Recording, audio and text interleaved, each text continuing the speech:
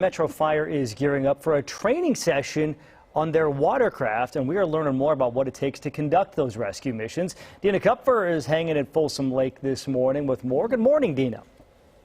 Yes, good morning from a beautiful Folsom Lake, and it's already getting warm, and so I know a lot of you are thinking, what a great place to cool off, right?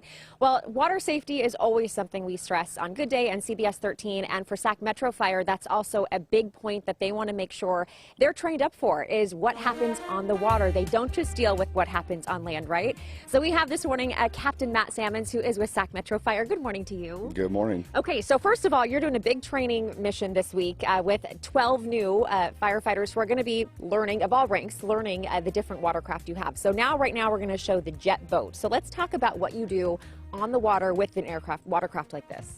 Sure. So this is one of 2 jet boats that we staff. We have either 3 or 4 members that will respond.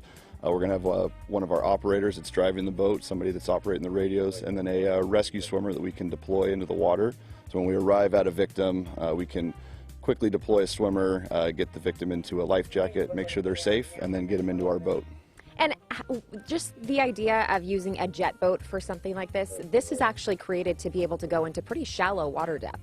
Yeah, that's correct. This boat can actually go into 8 inches of water when it's on plane, so it gives us the ability to get into some of those harder areas to access. Okay. So there's, on the other side of the marina here, there are 12 firefighters who are going to be training up and learning the watercraft that you have. So you have this and then other equipment as well that you can use in the water. Yeah, that's correct. We have 3 different boat platforms that we're going to be using this week, our jet boats, our IRBs, and our John boats.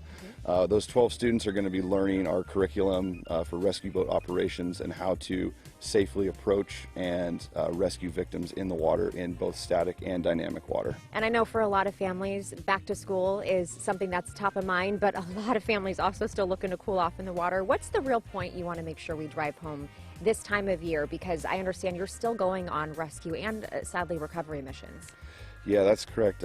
We always stress water safety, wearing your life jackets, especially when you're at the lakes or at the rivers, just making sure that you're staying aware of that the water temperatures are still cold, you know, watching for signs of hypothermia, and just making sure that you're putting safety at the forefront of all your fun activities. Absolutely, no doubt about it. All right, thank you so much, Captain Sammons. Again, so I know that for a lot of families, you are going back to school, but Folsom Lake is still full, and we're not used to seeing it like this, right? With years of drought, typically we come out here this time of year and start to see things drying out, but that's not the case. So we know a lot of you are going to be taking advantage of the lakes and rivers. Sac Metro Fire wants to make sure that they are in place and ready to go if they are needed. Hopefully they will not be, but we know that there are many instances when they are. So coming up in the next half hour, we're going to get on the boat in the water, and we're going to show you some of the other watercraft they use, and also show you some of those firefighters who are doing that training today. It's a big week to make sure everyone is up to par and up to speed on what happens on the water here at Folsom. All right, back over to you. All right, thank you, Dee.